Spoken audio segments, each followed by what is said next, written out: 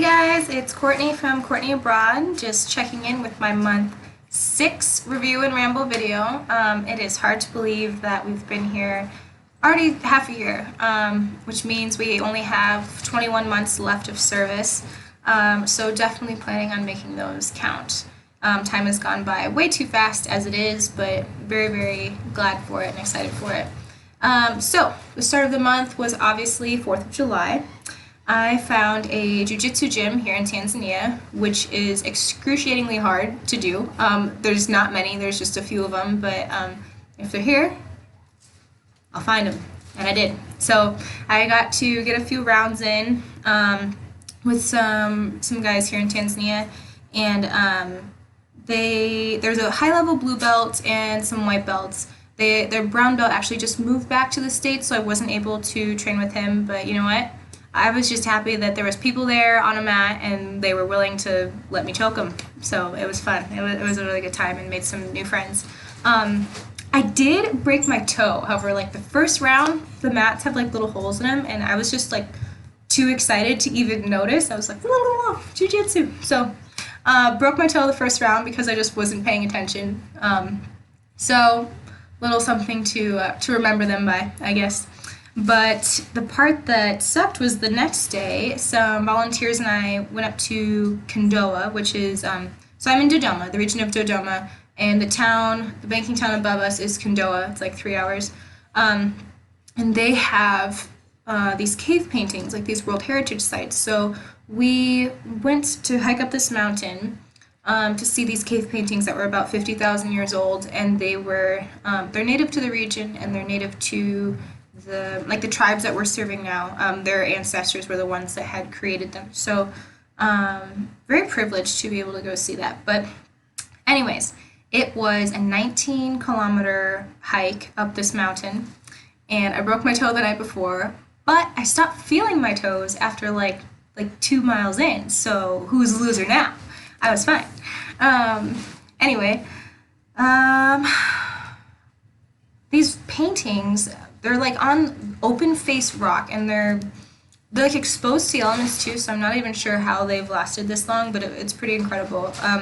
The one sad thing was that we saw some sites that had been partially destroyed by people going up there with beer or pombe, which is like a local brew, and they've been like splashing them on the face of this like World Heritage site, which was very, very sad to see because it did damage and erode the paint very quickly that had survived everything else for 50,000 years, and some jerk faces got a racket for everybody. Anyway, after that we came back to Dodoma and went back to our village, and the next week I did an uji demonstration. So uji is a common breakfast food that moms will give to their children. And it's not really nutritious in per se, just in the plain sense of it. It's just corn flour and water that's mixed together to make this kind of drinking liquid. But sometimes they mix peanuts with it, but it's just really bland. So we did a training back in June, and we took the ingredients from the uji we made in training and kind of threw them against local ingredients that we have available to us here in the village, and made our own nutritious uji mix. So we put corn, peanuts, ulezi, which I'm not really sure what ulezi is in English, but it's like these little red ball things, and it's a drought-resistant crop that we have here in our village. We have baobab fruit, which is this white powdery fruit that comes from the baobab trees. So we made that into a flour and put that in there. And then choya, which is another red flower that grows here in the village, and you can make juice out of it, but it's really high in vitamin C and nutrients. So we put that in there as well, which turned the uji pink. And the kids were very, very happy and very, very thrilled to see pink uji. So they tried it, and they liked it. And they liked it so much that the moms, I handed out these little Dixie cups for them to try everything, and they were like, go home, get the cups, get the bowls, and come back here. So these kids come trotting back with these cups and bowls, and they're taking it home with them, and they really, really enjoyed it. And then the leftover mix we gave to some of the mamas so they could cook it the next day. Let's see, after that I had my site visit, which it was kind of nice. We had our program manager come out to the village, and I felt very fortunate to be able to introduce her to my counterpart, my village family, and the government, and also be able to kind of introduce my village to another representative of Peace Corps too, and just kind of like refamiliarize them with our goals and kind of like unify everything. But she's awesome anyways, so it was a really, really nice time, and thankful that she was able to come out and visit me for a little bit. After that, we did a demonstration at the secondary school. So in my last video, I had mentioned that I want to partner with a club in Minnesota, where I'm from, called Environmental Explorers.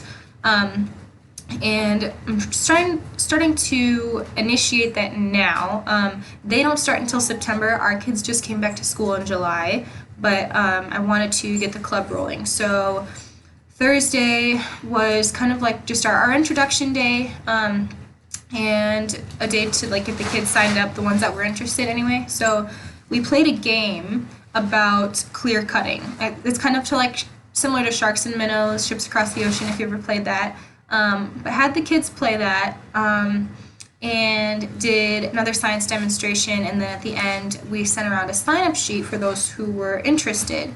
And so far we have about 70 kids who want to come like every other week and start learning about the environment, and how they can start to protect it, and how they can live healthily off of it, especially on a local scale, when things are really hard to come by here, like how they can still maintain it and make the most of it. So that was really cool. Actually, I was not expecting that high of an outcome, but they really did enjoy it.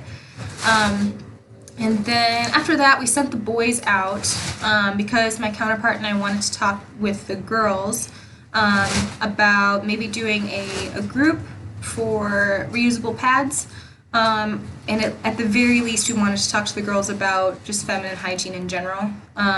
So here at the village level, there's not a lot of resources for pads. They do sell them, but anything that costs money, people kind of just cast aside, because it's the choice of, spending a little bit of money here, or maybe like eating the next day or eating that night. So a lot of girls will, one, skip school on their period, and if they do go to school, they'll use things like packed sand, old congas, like old like skirts, stuff like this, and even chicken feathers for pad material, for absorbent material, which is just, as you can imagine, leads to a lot of infections and health issues. So there's an NGO in our village that was building rooms in primary schools for girls to change their pads and dispose of them properly. So we're going to try to talk to them and see if we can make one for the secondary school,